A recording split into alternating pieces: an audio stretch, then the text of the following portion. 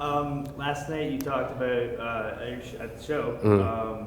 There's a new show coming out with Ricky, Bobby, and Julian. Yes. You and Randy are going to be doing new characters. I think so. They mentioned that to us, but yeah, you know, in this biz, it's never, you never get to do it until you get to do it.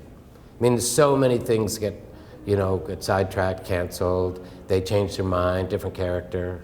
They find out what I said about them, and they don't give me the part. I love them. I love them too. Is it exciting though? No. No.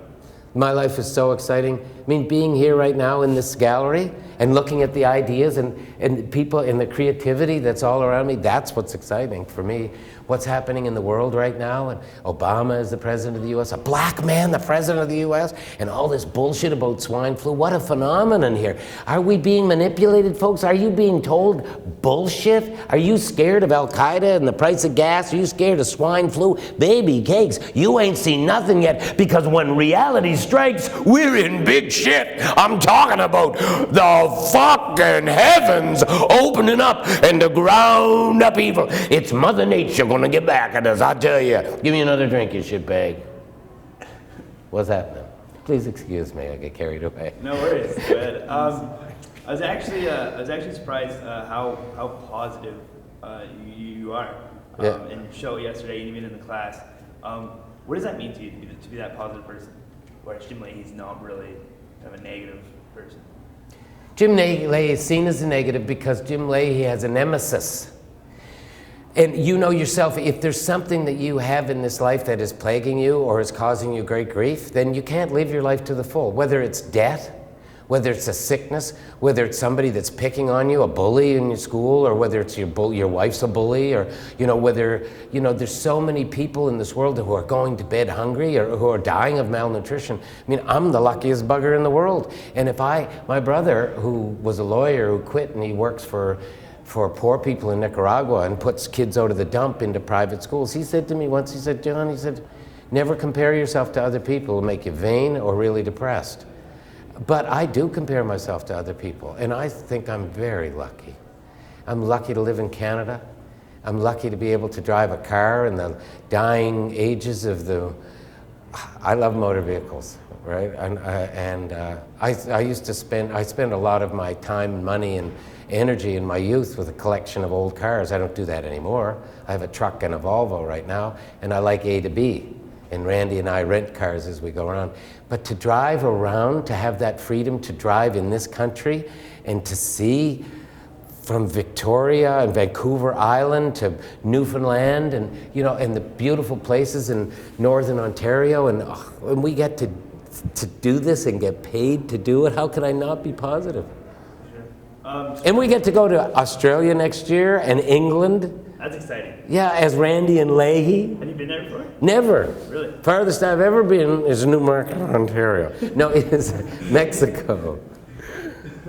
No, I was a little further. We shot in the Caribbean for the movie, yeah, and it was great. Yeah. A week in a 5-star, and getting paid to be a drunk, to fall in a swimming pool. I should not be positive. Was that a real shot? Was that an actual shot, you falling in the pool? Yeah. And if you look very closely, I don't know if the shot's long enough, you'll see me try to take a drink out of the glass under the bottom in the water in the bottom of the pool. I think I remember. Now that's creativity. One last question, John. You also have a little political message sometimes comes out. You did run for the NDP. Yeah. You did scream out last night that you might run for Prime Minister. Yes. Would John Dunsworth ever run for Prime Minister? Yeah, I would. But it wouldn't be for serious. No. Because when you have people like, see, the people that are really like, Jimmy Carter didn't make it. We had a guy in Nova Scotia, John Savage, he didn't make it. We have people that are so principled and are so humanitarian that they can't make it, because the rank and file, the hoi polloi, the common folk, there's more than 50% of the population that buy into the bullshit. And the bullshit is, in the States it's the Republican lies and all the bullshit that's going on. And in Canada, it's the conservative. And what it is people are afraid to take chances. They're afraid to be Christian, if you like.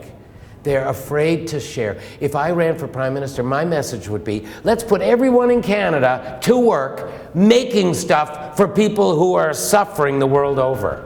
Let us grow as much food as we can and share it. Let's take the fresh water pouring out of the Fraser, put it in big stainless steel ships and ship it to the world. Let's take our mountains that we don't need a couple of mountains. Let's put them on ships and take them and build up the ground of the countries that are going to be inundated with water in the next 20 years. They're going to be totally, look, there's so much that we as Canadians can do, and what are we doing? We're just worried about what's in it for me, right? I'll vote for him if he'll put a new road in my riding and fix up my schools.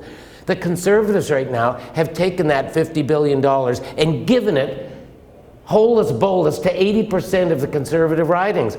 It's ridiculous. Brian Mulroney lied his tits off and he gets $2 million from the Canadian people. He doesn't have to pay it back. Why not?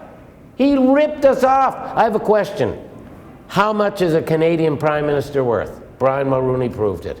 $300,000 measly dollars.